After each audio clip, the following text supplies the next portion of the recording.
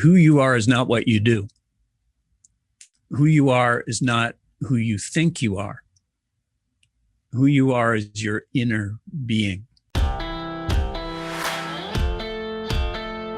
Welcome to the Doctor's Pharmacy. I'm Dr. Mark Hyman. That's Pharmacy with an F, a place for conversations that matter.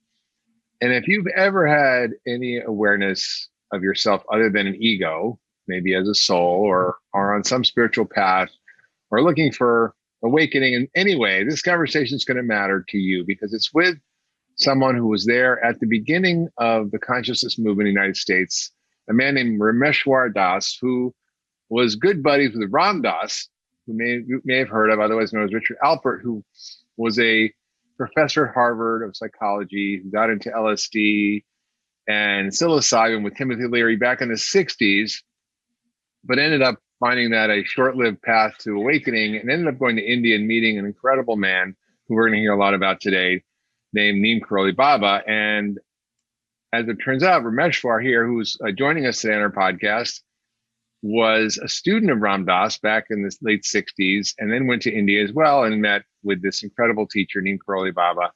And it turns out you might have heard of this book called Be Here Now.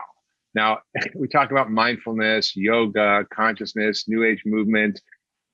These all stem from, I believe, this book, which sold over 2 million copies. It was kind of a throwaway book. It was initially made in kind of loose paperback and in a box.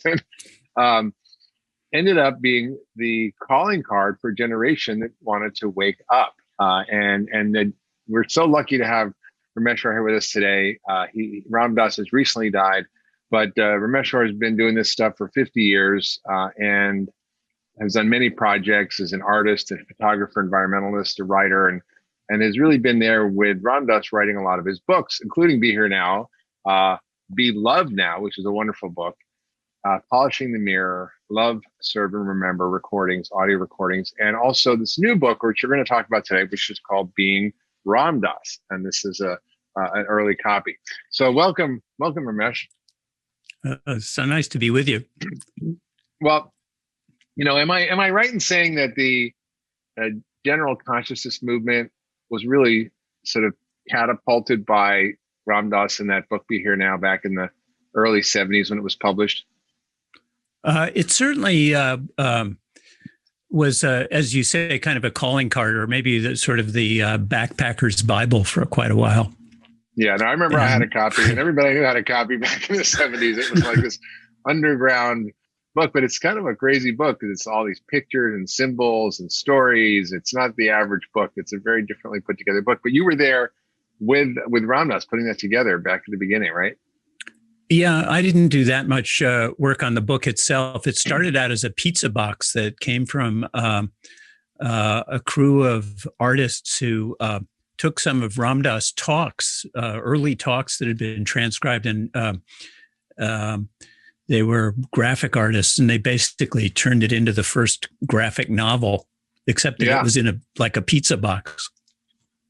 So, it's kind of fascinating. And I think, a lot right now what's happening in this culture is this resurgence of the psychedelic culture as a therapy for PTSD. And we've had Michael Pollan on the podcast, Tony Bossis, we've talked about these issues. And, he wrote a book called How to Change Your Mind. And that's one way is through psychedelics. And I think they have a role in psychiatry and therapy and in awakening. But what happened, it seems like back in the 60s, was that, no matter how much acid or how much mushrooms Richard Alpert at the time took. And he took a lot. It took a lot. It didn't last. And he kept waking up to reality that was kind of a downer. So he was always trying to get high and always coming down. And well, that was the endemic problem with psychedelics, was you came down. Right. So he's like, I'm out of here. And he's somehow got to India. Can you share a little about the story of him going to India? And there's a beautiful sort of description of how he was still his sort of, even though he was sort of long haired and bearded and wore beads and a white robe, he was still so not in the moment. And he met this guy who kept saying to him, who was this Lama Surya Das, who was another kind of Westerner young kid, but somehow got it. And he kept saying to him, every time he was talking about what's coming next or what we're doing or the past or what this or that, you're like, just be here now. Just be here now. Right? It wasn't Surya Das. It was I guess he was about 19 at the time, a 19-year-old surfer from Laguna Beach named Bhagwan Das. Bhagwan Das. Yeah. Okay. Sorry. I got that wrong. No, yeah. How many Das's? I can't keep track of them. There's a lot of Das's. Das means servant. So basically we're all in the servant class. Yeah. And Ram Dass means servant of God, right? Ram is another word for God. Yeah. Yeah. Ram Dass thought he was going on a Buddhist pilgrimage with Bhagwan Das, and walked around the Buddhist pilgrimage sites barefoot and begging for a while with an American Express card in his shoulder bag. Right. The only way to go. At some point, Bhagwan Das said his visa had run out and he needed to go see his guru. And Ram Dass is like, Guru Shmuru, I'm a Buddhist. So he didn't want to go. But Bhagwan Das needed to go. So they drove up to the, sorry, that's my Audubon clock. No, it's good. Your temple. You've got the real thing going. And they drove up to the foothills of the Himalayas and stopped at this little temple. And this old man in a blanket was sitting up in a little kind of a field. And there were people in white all around him. And Ram Dass thought it was some kind of cult. Mm-hmm. And he didn't want anything to do with it. And then Maharaji started, the old man was known as Maharaji, which is sort of an honorific that means great king. Mm. But, you're in a cab in Delhi and the cab driver says, "Oh, Maharaj, where would you like to go?" Right. Everybody. It's very common. Yeah. But he told Ram Dass things that he clearly knew about him, about Ram Dass, that there was no way he could know. So Ram Dass was taken aback, to say the least. And then something happened, which he wrote about originally in Be Here Now. And we went into more detail in this memoir, because he's really had, he had the time to look back on it and understand what had happened a little better. And it was a major opening, not dissimilar to what had occurred with him when he first took psychedelics, but without drugs and with this completely other effect on him, which was that his spiritual heart opened. I mean, this deep part of himself really awakened. Yeah, I mean, it was a beautiful story of how he, sort of was thinking about his mother who'd recently died and was very, deep in his particular unique thoughts about it. And somehow the guru knew all about it, even though he didn't actually tell him. And it made him realize that he could know everything about him.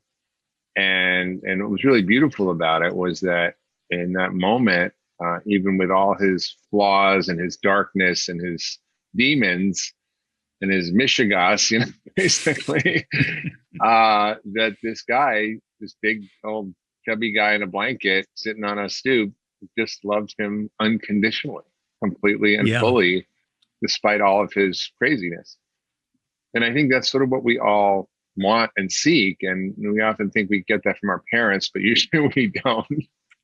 Ram Dass didn't get it from his parents, at least not on that level of it. And that was what opened him up, was that love. And I think at first that he really thought it was, kind of the psychic powers that had, blown him away. But as time went on, he really realized it was that heart space that they had entered together.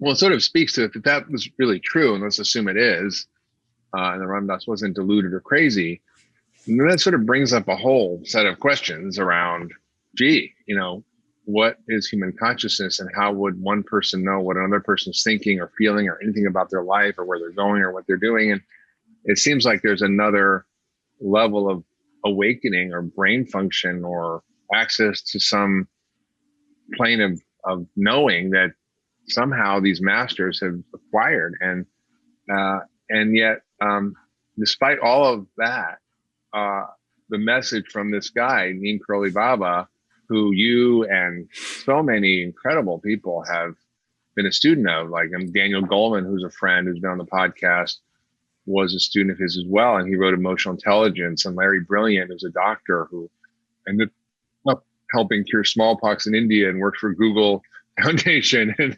you've got Krishna Das, who's an incredible, spiritual musician and does chanting and does amazing work all over the world. There's just so many, and you who have actually come out of that, let's say, call it lineage, let's say. Sort of a non-linear. Yeah, it's sort of like a hodgepodge. And what was really amazing about reading about his teachings is that his message was so simple. It was basically love everybody, feed everybody, serve everybody. It was like, there was no big treatise or sutra or big text, or it was just very, very simple. And when you dive deep into all of that, what does that mean? And, I think the love everybody, serve everybody, I think we often forget also it includes, everybody includes you, yourself, right? Yeah. And usually the hardest one to love is yourself too. Yeah. So can you talk a little bit about that and what that was and how that led to kind of the awakenings that a lot of you had and that Ram Dass had? But being with him, I mean, he seemed very simple. And his conversations with people were so kind of ordinary, especially with the Indian devotees. And, he was talking about people's kids and jobs and families and, they'd come to him with illnesses and problems, and he would talk to them about them.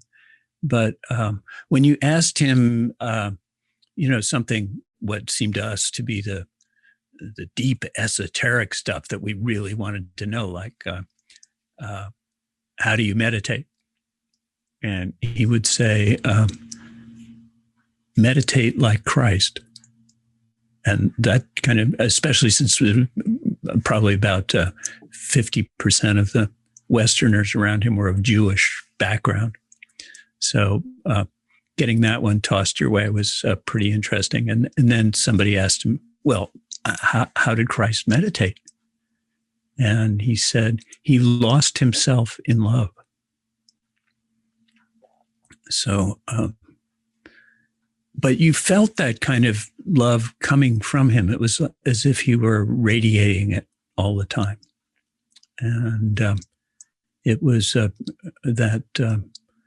that space that he created around him. It was as if he was in this field of love. And everybody around him felt it. I used to think it was sort of personal and that I was feeling it and it was my experience. But a couple of times I looked up and I realized that everybody around him was feeling this. And it was just, quite remarkable. And that was as much the esoteric teaching as anything. How did you and the others that were there become transformed by that love? Well, he used to, mostly he would create distractions that would keep us lost in other stuff. Like the first time when I arrived there with Danny Goleman and Krishna Das. And the first thing he did was sit us down and feed us. And the food at the ashram was spicy potatoes and puris, which are deep fried flatbread fried in butter and ghee. And I was so out there. I mean, I was probably half out of my body. And I think I ate 3 huge piles of potatoes on it, filling a leaf plate, and 17 puris. And it almost grounded me. But that was how the love came through. He fed people. And that was the feed everyone part of it. And he would say things like, first bojan, then bhajan, when bojan is food, having a meal. And especially with the villagers around the temple where he was, that was such a gift to them to, have plentiful food coming their way, because it's a very poor area. And it was just, this kind of vehicle for love. And we learned to, some of the devotional practices. Krishnadas has been teaching people chanting and the Hanuman Chalisa, which is, this 40 verses in Hindi, which we actually all learned, which is pretty astonishing for a bunch of Westerners who, my Hindi is still mostly of the train and bus station variety. But we absorbed something that really was changed all of our lives. It's very, and it's very hard to express what it was or what it is, because it's still working. Okay. So in India, there's this this idea of what's called prasad, about food, which has nothing to do with nutrition whatsoever. Mm-hmm. It's just the blessing that comes with the food. If you get food from a temple or from a high being or a saint or somebody, then it carries the blessing or the love or the whatever the vibe is from that being. Mm. And so in a sense, that was Maharaji's way of transmitting what he had to give. Mm. And so, in many cultures, food is the way we show love, but it's often with bad consequences. Yeah. Ram Dass contrasted it with his Jewish mother also, which was different. Yeah. Because he got very fat as a kid because he was like trying to please his mother all the time. Exactly. And the other thing I wanted to sort of touch on was sort of an extraordinary story that was in the book about how, he brought a lot of acid with him. When Ram Dass went to India, he took a lot of acid and he gave it to the Maharaji. He gave it to the teacher. Yeah. And tell us about what happened and the consequences. Well, first of all, I wasn't there. I'm not a first person witness for especially the first time.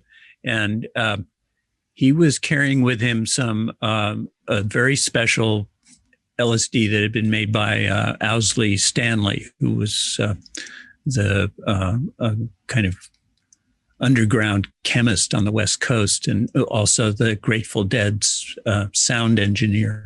And, it was the purest LSD. It was usually known as white lightning. Oh, wow. Okay. And they were 300 milligram doses, which was kind of a pretty, hefty dose for a grown person, which Ram Dass was. Mm-hmm. So at some point, Maharaji said, you have some medicine?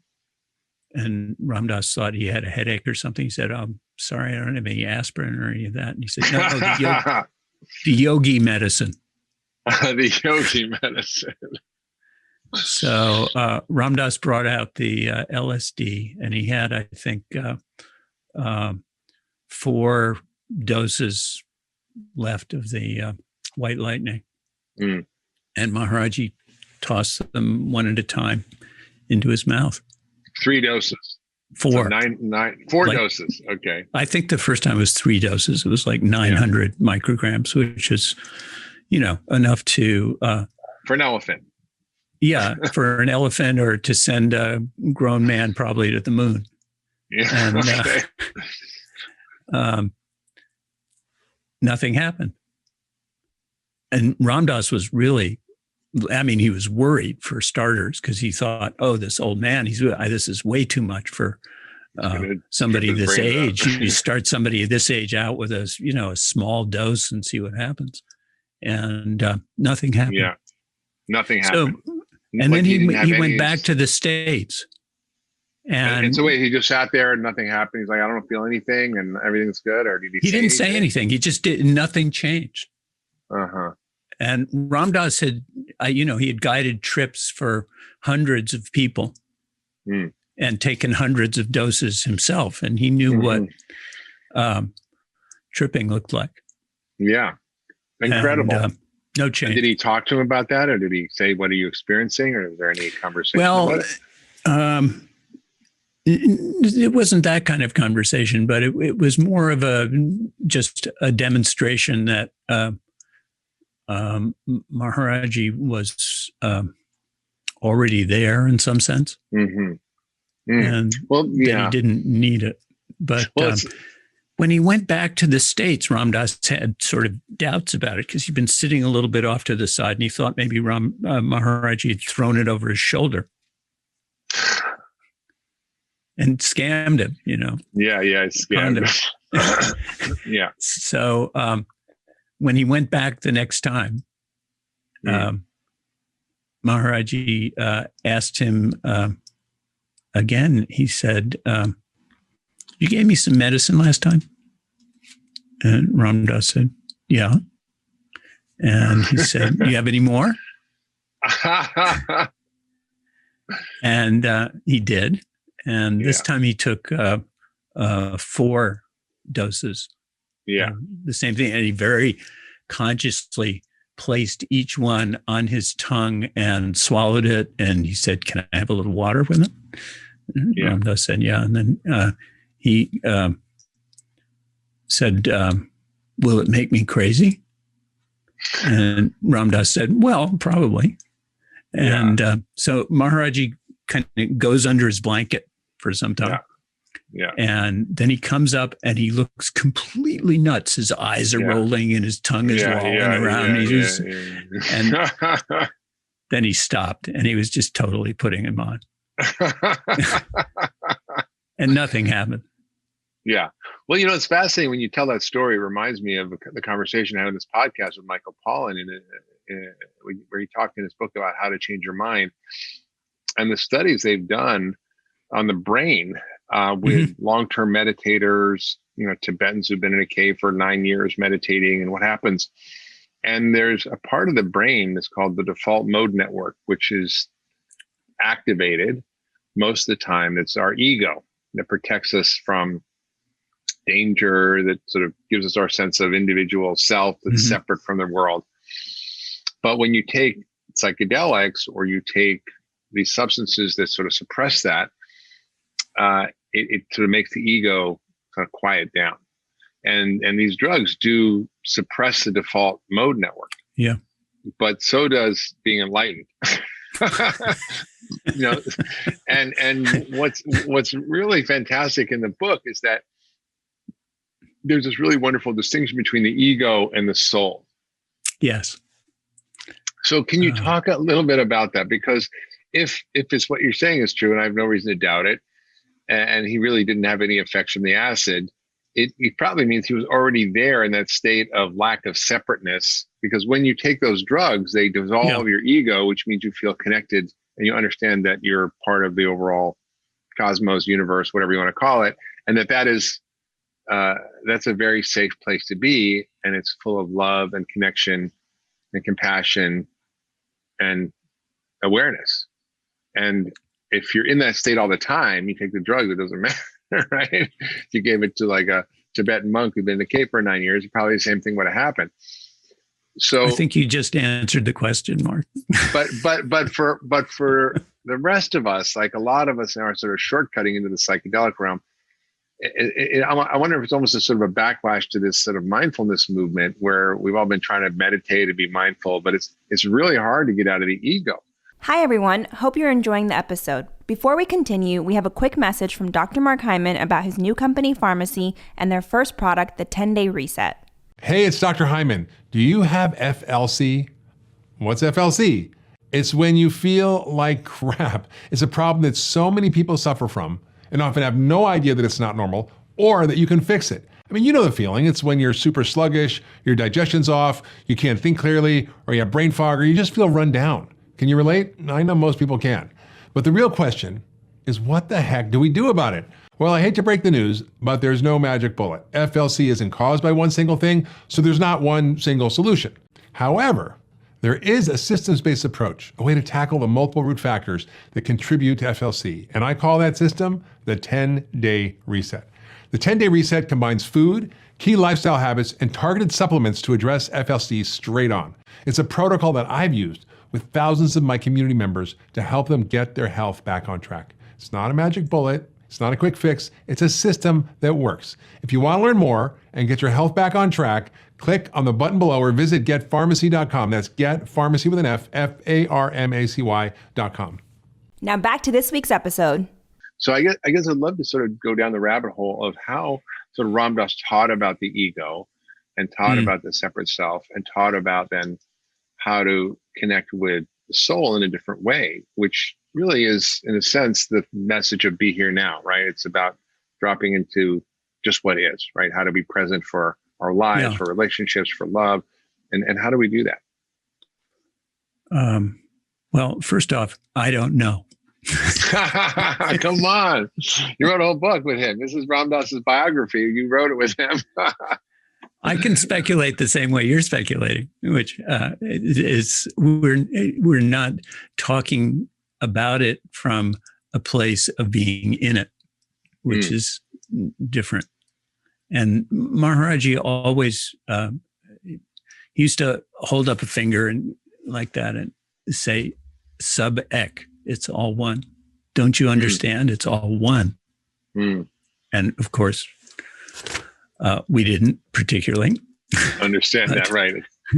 I think the rather wonderful thing about Ram Dass is that he was on that journey toward oneness. And through kind of translating his own life experiences for everybody, he brought everybody along on the trip. Yeah. And I think that over the time that I knew him, he transformed a lot and lost more of that separateness and became more of that kind of loving beacon of awareness and compassion and love. Yeah. But it was through some of it was practice. Some of it was through the stroke that almost took him out, and really, sent him into a deep depression for a while because he thought he really lost contact with Maharaj. He had lost his spiritual, path, and then it came back, and I would say those last 20 years of his life after the stroke, that a little more, he was more and more just going into that, what he sometimes called the ocean of love. Yeah. Well, it's interesting when you kind of you could feel that. Yeah. When you follow his career, and there's a wonderful documentary you can find, I think on Netflix or one of the streaming services called Becoming Nobody. Yeah. And it's this beautiful sort of story of his life. And there's an audio sort of recording of a series of his lectures also called Becoming Nobody on Audible, which I encourage everyone to listen to. It's really just 5 hours or so. It's not long, but it's really sort of it's a fascinating exploration because, I think many spiritual teachers are like, well, I have it all together. I'm enlightened and I'm good. Yeah. And I'm here like on my pedestal teaching you. And, that always smells to me. Like for me, that always just smells rotten. And I don't believe it. It's suspicious most of the time. Anyway. Yeah. So like, listen, I know you've got your crap and you're messed up. And then you see all and all the gurus are sleeping with this one and they're stealing money from this one. And they're like, and they're caught up in the ego in this powerful way. And they're pretending to be somebody. Right. Yeah. And what I love about Ram Dass is he just came back from India and he's like, I'm just an idiot like the rest of you. I'm just maybe, asking more questions, and I'm being more transparent about my neuroses and my stuff. And here's what I know and learned, and maybe you want to try it on. He didn't come from a place of real ego, it seemed like, although I think he would kind of take on the role of Ram Dass, and he kind of identified with that a little bit. So he kind of got a little bit of an ego trap, but it was as you said, when he got the stroke, that really transformed him. And I was recently talking to your friend, and this sort of cheer chanting musician, Krishna Das. Yeah. And he was very funny. He was like, well, before his stroke, he kind of was a dick. Literally, he was Dick Albert. Yeah, he was kind of like a dick. And then he got, he just sort of dropped into a different state of being when he couldn't no longer make love or, play cello or do the things he really, play golf, or the things that really, made him feel good. And all of a sudden you sort of, when you realize you're not your body. And I've been in this state where I've been really sick. Like I've been in bed, incapacitated for 5-6 months, not knowing if I was going to live or die, weak and unable to really function.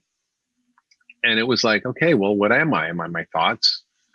Am I my emotions? Am I my body? Like, what am I? Because I was still there, and I really couldn't function in any other level. My mind wasn't working. My body wasn't working. Emotionally, I wasn't sort of really there. But there was something else that was there. That was what I think he's speaking to, was this place where our soul kind of shows up. And can you talk about how we can all, in this crazy culture we're in, and the amount of divisiveness and conflict, fear and anxiety, and thinking about the future, and how do we kind of come back to a place where we're not just buffeted around by the winds of all this chaos? Well, as I say, I don't know. I do find meditation more interesting than drugs these days. I'll tell you that. There was a wonderful Indian saint who you probably know of named Ramana Maharshi. Yeah. Who went through something like what you were talking about when he was like 17, and his father had just died, and he was just confronting death for the first time in his life. And he was staying with his uncle, and he lay down on the floor of his study, and thought about what it would be like to die. And to the extent that he kind of went into almost like rigor mortis and stopped his breath. And then he went with that thought, that exactly what you're saying of, who am I now? What is this that's here still? And he came into that self that you're talking about, which is not the body self, not the body consciousness. Mm-hmm. And that was, I think the way that Ram Dass was able to convey something of that. And that was the experience that he had when he first took psilocybin, and then when he was with Maharaji, and when he was practicing meditation. And he, in that first winter that he was in India, staying in the ashram up in the Himalaya foothills, freezing his ass off, and learning yoga and meditation. In that time, I think he really developed the practices that carried him through after that, and that he helped give to other people. He taught me yoga and meditation when I first met him. And those practices sustained that soul place. That and the relationship with his guru, with Maharaji, and that guru thing, which is, Ram Dass acknowledged was so hard to get across in the West, because it was it was like so giving up your power, right? Yeah, exactly that. And that's doesn't go over well for Westerners. Right. Western individualists, where it's all about the I, me, mine. Yep. Right. And achievement. Yeah. And you can't really achieve enlightenment because it's that becoming nobody. It's not becoming more somebody. That's right. That's right. So, but the other thing that I think that he allowed people to have on their spiritual journey, and that he really communicated, was humor. And, being able to laugh at yourself. And he was a real storyteller. I think it was maybe Wavy Gravy said he used to be master of the one-liner, and now he's the master of the ocean liner. This was after the stroke. Because he got very slowed down after the stroke, and he had almost complete aphasia for a while, where he couldn't talk at all, and he slowly got it back. And I mean, it's an extraordinary thing when you lose the identity that you are. I mean, it's almost like he was asking for it in his karmic life in a way, because he kind of was wanting to get to that his whole life, right? Was to that egoless place, to the place of love. And it's hard to get there when, you have desires and attachments, and you have an identity, and you're somebody.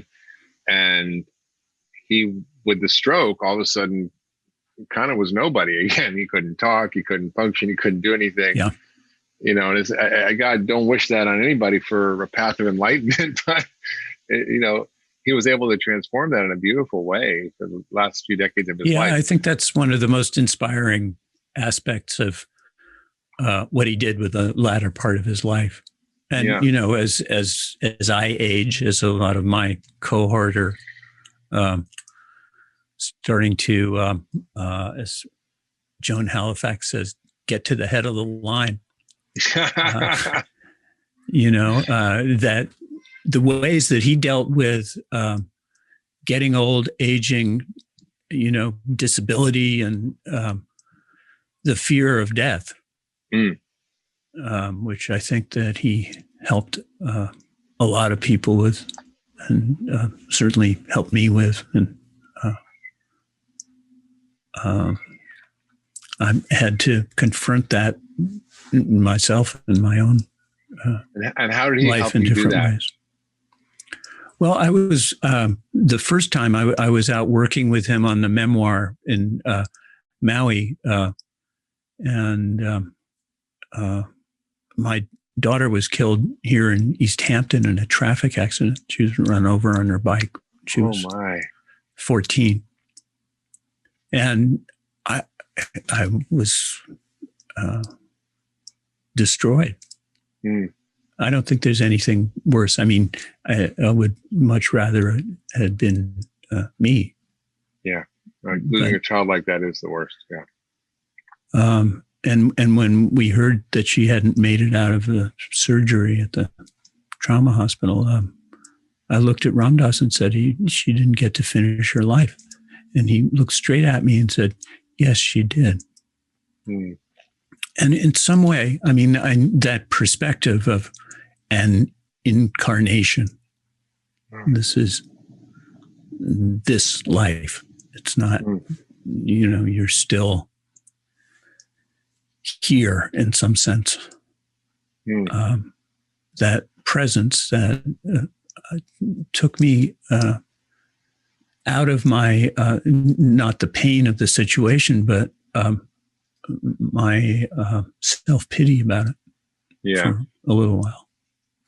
For a little while, then it came back. It was, then I got on a plane and flew back east and went through all of the... That's the roughest thing ever, I can imagine. Stuff. Yeah. Yeah, but so we're sort of this paradox of ego and soul, right? We're ego and we're some level of other continuity of our being that isn't well talked about in the Western culture. And I think, when are the moments when you feel most alive and connected and filled with love and joy and bliss and happiness? I mean, it's really, it comes down to love, doesn't it? Yeah, and I mean, one of the things I learned from my daughter's death is that love doesn't die, Mm-hmm. and that presence. And after Ramdas died, I was with him when he passed, and Mm-hmm. his presence was still there. Mm. I mean, after a while, the body stayed for a while, and then we took it off, and he was cremated, and it's definitely different. Yeah. I mean, he said that before he died, the soul doesn't have a fear of dying. Yeah. The ego has a very pronounced fear of dying. The ego, this incarnation, is life and dying. The soul is infinite. So how does that inform our approach to death? I mean, how does that idea, because a lot of us in the West, we think of an afterlife, or we think of, heaven, or there's like a different beliefs about it. In the Jewish tradition, we don't talk that much about it. But, if and it's something that's sort of an unknowable known, right? Like we imagine that might be true, but we can't really know until we die. Right? They say that when you take incarnation, there's this veil that comes down, so you don't remember anything from your previous births. I mean, if you want to adopt that model of previous births. But it's I mean, someone could say it's a nice story where actually, it's a nice story where you actually kind of can calm yourself down if you believe that there's a continuity to your soul and that there's reincarnation. So you maybe get to kind of not be so afraid. But is that just a story, or is there sort of evidence that might be true? Well, one of the interesting things that Ramdas did, and I think it started from when he was when his mother had died, and he saw the denial and hypocrisy around her in the hospital before she died, and he was not with her when she left her body, but he really determined that the way we treat death and the way that we engage with death, he wanted to change that, and is certainly for himself, and he did. And helped. He worked with Elizabeth Kubler-Ross, and who had that 5 stages of grief and denial model, and Stephen Levine, and they ran a hotline for people who are in terminal states, and he was very engaged with Joan Halifax and Stan Groff when they were giving acid to people who were dying. And our mutual friend Tony Bassas has continued that research, which is now finally, getting some resurgence. Yeah. And he sat with people during the AIDS epidemic who were dying. So he was with a lot of people around death. And I think it was really his experience out of that work that brought him to a place where he saw death as a transformation rather than an end. And that was why he was not afraid of it. And he had this, he did a book with an astral entity named Emmanuel. I think there are a couple of quotes in the book about it. And Emmanuel said things like, death is absolutely safe. That's a hard one to swallow. Yeah. And leaving your body is like taking off a tight shoe. And, not that those things necessarily are a comfort to us, especially if we're going through intense suffering. But you can feel that shift in perspective. And there are stories. There's a story about Maharaji walking with a devotee, and he suddenly burst out laughing. And the devotee said, "What's so funny?" And he said, "Oh, so-and-so, this old Ma just died." And the devotee said, "Maharaji, you butcher. She was one of your great devotees." And he said, "You want me to act like one of the puppets?" So there's this, perspective from the soul place that is different from where we're stuck in it, incarnation in the meat. Yeah. So a lot of us are clearly stuck in our egos and sense of self and separateness and identity. I mean, even now it's even more striking that, we are not even recognizing each other as humans first. We're recognizing each other as red or blue or white or black or, I mean, it's just Christian or Muslim. I mean, it's just the whole divisiveness and conflict in our world is just so at the other end of the extreme of the thinking that we're all one, right? That we're all the same, or that we're all part of this, big love soup. And I'm wondering, what are the, so from your perspective, knowing Ram Dass for years and, having done these books with him, what is your way of sort of explaining to people, and how would you sort of maybe channel Ram Dass for a minute? How would he explain to people, the challenges of how the ego causes us to be unhappy and miserable, and how kind of building a relationship to our soul can help alleviate that suffering? I know it's a hard question, but you can. I think I'd go back to the Buddha for that one, probably. I mean, the Buddhist, the triple gem is the Buddha, suffering, impermanence, and non-self. And the suffering, part of the suffering is not necessarily that you're in pain all the time, but that you sometimes you don't get what you want. Sometimes you do get what you want, and it morphs into something else that you don't like so much. And even if you get what you want and you're enjoying it, it goes away because you're stuck in time and everything passes. Mm-hmm. So there's that aspect, and that's the impermanence side of it, that everything goes away, including us. Mm-hmm. As near as I know, even when we can keep our lives going and stay healthy and all of that, it's still at some point the lease is up. Yeah, we have to exit somehow, right? Yeah. Nobody seems to get out alive, that I've noticed anyway. So the ego basically keeps us feeling miserable most of the time because it feels like it's telling us we're separate and distinct. And the Indian view of it is that it comes from our desire systems. Yeah, and that creates our reality.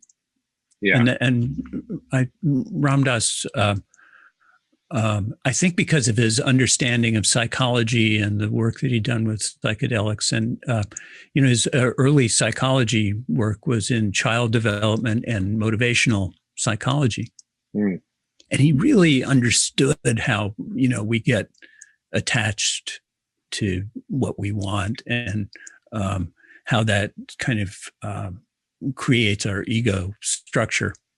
And he ego structure was not like necessarily bad. Everybody needs to have a functioning ego, or you don't function. Right. So now to get your groceries and make dinner and go to work and pay your taxes and remember your zip code. Yeah, exactly. So there's that part of it, but the that freedom from desire, which I think was also what the Buddha was talking about. I mean, that the literal translation of nirvana is, I think, burned out. In other words, you've taken care of all those desires on some level. Yeah. And Maharaji used to have the quote from the poet Kabir, this line, which I probably don't have correct. I think Krishna Das has a different version of it, which is, I walk through the marketplace, and I'm neither a buyer nor a seller. Neither a buyer or a seller, so you're a witness. Or I'm neither wanting nor not wanting. I've heard it that way too. Mm-hmm. And that's that paradox. I mean, that same place of, just being present in the moment. Mm-hmm. And that comes back to being here now. Not longing for the future or the past or anything. Yeah, right? it's that Ram Dass referred to it as time binding. Time binding? Yeah, in other words, we get stuck in our expectations or our recriminations about the past. Yeah. And So we're thinking not about here the in past, and moment. we're thinking about the future, and we're not actually experiencing the beauty and magic of what's happening. Right. Yeah. And I think, the only place happiness exists is in the moment, right? Well, that ties again back to that fear of death. And Ram Dass said from time to time, he said, when you really live in the moment, death is just another moment. Mm. And it seems by the end of his life, he was really able to put that into place for him, right? I think so. It felt that way. I mean, I've never been with anybody who had less fear of death. Striking, yeah. I went through my,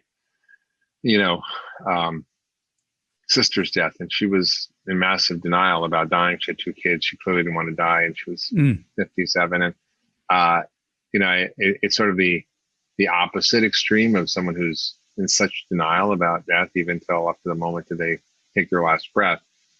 And to enter it in a different way, as a celebration, as a dance, as a, chapter. And I've seen other people do it really quite differently. I've seen people really just beautifully die. And I think, when we're stuck in our separateness and our self and our identity and our, sort of narcissism, let's call it, it's very hard to see outside of this current reality and understand that we maybe are a part of something bigger, and that,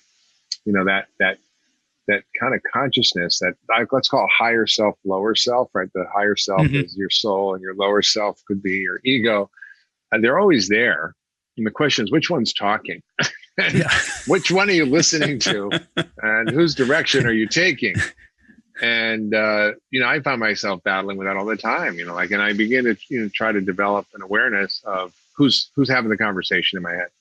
And I think for many of us, that's a really basic practice. And that's where things like mindfulness, yoga, meditation, psychedelics can come in, because they'll kind of give you a clue that, oh, there's another consciousness, the witness consciousness, let's call it, that actually can be present, that doesn't have judgment. It doesn't have, a need for things to be this way or that way, but just can kind of go, oh, I can just watch. And it's sort of, it's a very important skill to develop that we never even get taught, and we don't know about, and doesn't really get talked about that much. We talk about mindfulness, being in the moment, being present, and then be here now. That's all great. What we're really talking about is developing a level of awareness. Yeah. And I think that's, what Ram Dass talked about as being a state of loving awareness, right? That was how he described it in the latter part of his teaching. Yeah. And I think that it was almost kind of a softening of those boundaries between the higher self, lower self place, so that he was living more fluidly between those two. And, I once asked him about that witness place, which was sort of one of the practices that he spoke of, especially earlier on. And I said, so that's kind of the neutral observer in mindfulness, right? And he said, no. He said, that's the soul.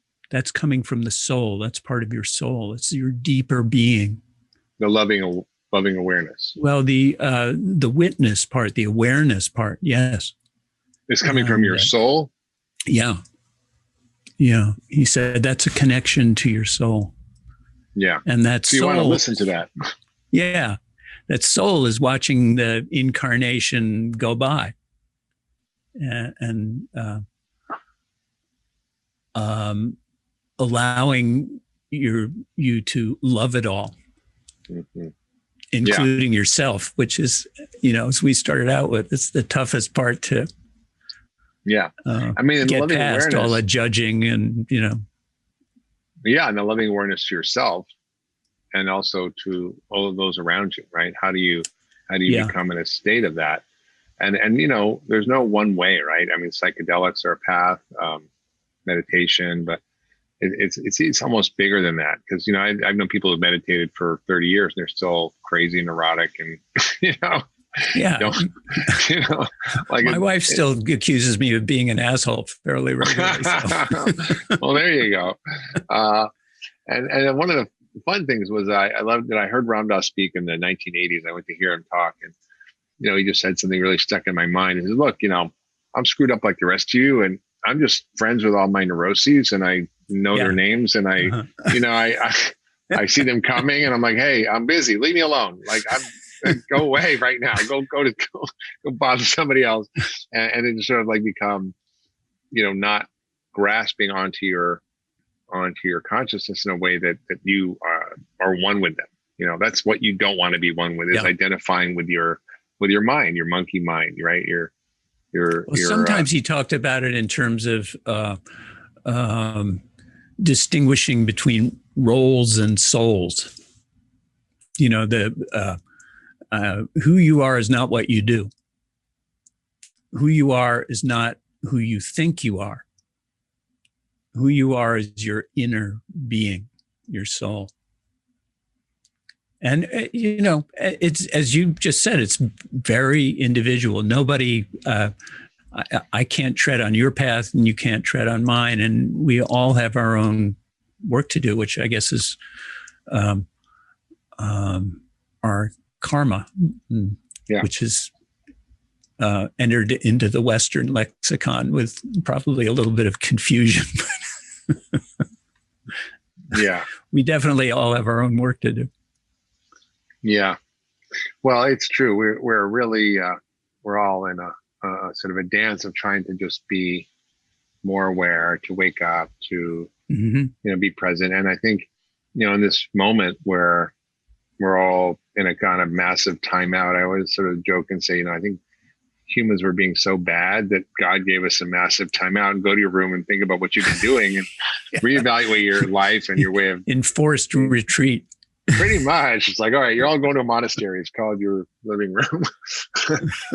And we've had to sort of look at ourselves differently. And we've seen some dark sides, but we've also seen some incredible light sides of people reimagining what their life should be and what they want to be doing. And I've talked to so many people who, during this COVID craziness, and also these sort of people in the world, are really looking at their values and what matters to them and what they want to be doing. And I wondered, if Ram Dass were here today during COVID-19, what would be the teachings that he might share about how we can navigate all this? Yeah, I wonder too.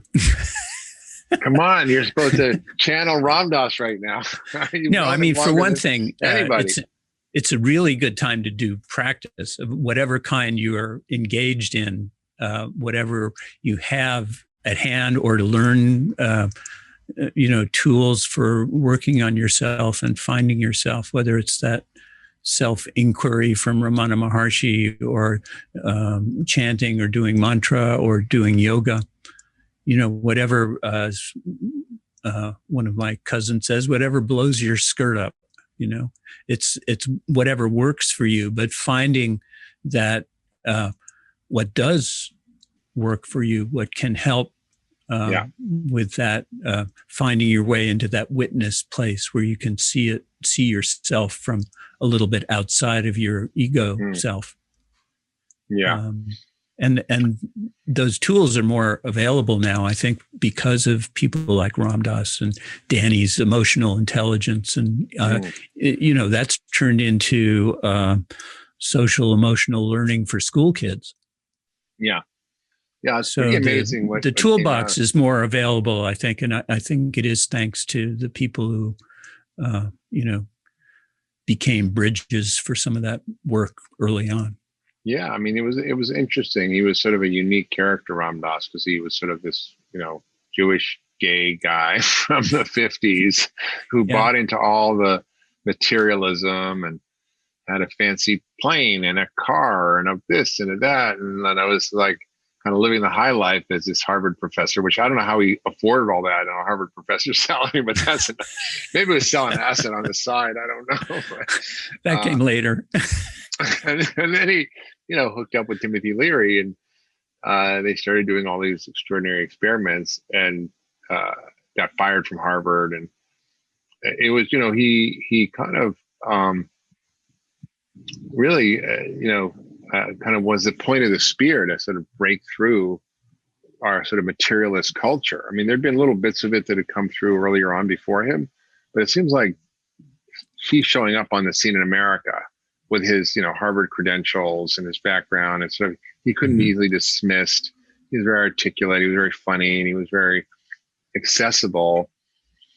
It all sort of grew very organically. Like, I think people just sort of got it, and he was able to sort of bring some of the sort of vibration, let's call it, of Maharaji back to the United States, which people started to kind of glom onto. But he was really just a vehicle for it. He was a little screwed up himself, and I think he used to talk about himself. I mean, this dates me thoroughly as the Charlie McCarthy doll, which is the ventriloquist dummy. Yeah. And he felt like he was to the extent that he could get out of the way, that Maharaji, that place, that unlimited, unconditional love could come through him, and it did. But I think the combination that gelled in him through his upbringing. There's a story about him being when he was still an adolescent, he would MC family musical gatherings. Okay. And then he became a teacher and taught psychology.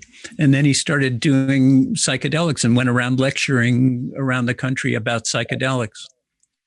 And then, Maharaji took him over and made him the ventriloquist dummy for yoga and meditation. Yeah. But that confluence of incarnations that he had been through, I think made him a kind of unique vehicle for that time. Too. I think it's curious when we have run retreats, there is a whole other generational, kind of cadre of young people who need this now. Absolutely. I mean, you're seeing this mainstream. I mean, you've got Lululemon and yoga. It's like, it's become a big industry, and, meditation is kind of normalized in society. It's not this weird thing, corporate executives do it. Silicon Valley leaders do it. Sports teams do it. I mean, it's apparently how the Seattle Seahawks and the Chicago Bulls won so many games, right? And none of that was really in the culture back then. And the whole idea of mindfulness or presence or being here now or yoga or meditation were all pretty new. And they weren't really that prevalent in the 60s. I mean, I think you had the Beatles going to go see Maharaji, which is another Maharaji. Maharishi. Yeah. Maharishi Yogi. Yeah. And TM came on the scene. But there was very little of that. And I think the beautiful thing about what Ram Dass brought into the culture was sort of just the questions without the dogma. And I think there's so much dogma out there and so much rigidity around beliefs and this and that is the right way and this way and that way. And he was just sort of this sea of questions and curiosity and inquiry into the nature of things and the nature of our mind, and the nature of our souls, the nature of happiness, the nature of love. And it sort of, we've created an invitation for people to start thinking about that. And, and now more than ever, it just seems like this is the moment where this book, being Ram Dass, is something we should all pick up because I think within it, the stories and the teachings and the lessons are so relevant now more than ever, as people are struggling or feeling fearful and anxious. And I'm so excited that you've brought this book to being, after his death. You guys were working on this for a long time. About 10 years, I think, all together. Yeah. So you kind of culminated, but here it is in this moment where everything is falling apart. And it's a way to sort of maybe think about how to, come back together with a different view. I think that combination of kind of wisdom and love is really very much needed now for all of us. And that is that coming together. I think at one point, the line is in, I think, Be Love Now. And it said, love is the emotion of merging. Mm. And Love, it's that coming together. The emotion of merging, yeah. That's right. I mean, that's absolutely right. I mean, it's really about those moments in life when you feel most alive and connected. Mm-hmm. It's when we lose our ego, we lose our sense of separateness. When you're in love with somebody, when you're making love, when you're watching a beautiful sunset, when you're having some type of deep experience. But there were very few people who brought this awareness. I mean, there were people like Aldous Huxley who were a little ahead of the game, and Alan Watts, who was way back then, and Gary Snyder. There were a couple of characters, but Ram Dass really had the stage in a way that I think led to a lot of the good things that are happening now in our culture around mindfulness and mindfulness practices and sort of reassessing what we're doing. And I think, I don't know, I'd encourage everybody now to really pick up this book and check it out, because without a bigger perspective, this is a very, very tough moment for people. Yeah. And I just think, I don't know, I think any last thoughts about why you think this book is important now for people? Well, I think it's kind of a parable for our own journeys, in that sense that, you can find a way to go inside to get outside yourself. In that sense, really, and find that heart space, which Ram Dass described as feeling like just being home. Home in the heart. Yeah, being home. Yeah, I think that's right. It's like being home is being more living in your soul than living in your ego. Right? Yeah. That's good. Well, Ramesh, thank you so much for bringing this book to life. And it's available now everywhere you get your books. I encourage people to check it out. And it's just a beautiful story, and it's a beautiful set of teachings. And I think, his life was really kind of an inspiration. I think, it's particularly, unfortunately, he had a stroke, but particularly because he had a stroke, it sort of kind of deepened in a way that I don't think it might have otherwise. So I'm really glad. I'm sorry he isn't around anymore. I would have loved to actually meet him and hang out with him. Yeah, it'd be fun to see what he thought of it at this point. Yeah. Oh God, crazy times. Well, thank you so much. Everybody, I think he's having fun. Oh. Yeah, I'm sure. Whatever. Well, thank you so much, Ramesh. This has been a great conversation about things that really matter. I've really enjoyed it, Mark. Thank you. Everybody who's listened to this conversation, if you loved it, please share it with your friends and family on social media. Leave a comment. We'd love to hear from you. And subscribe wherever you get your podcasts. And we'll see you next time on The Doctor's Pharmacy.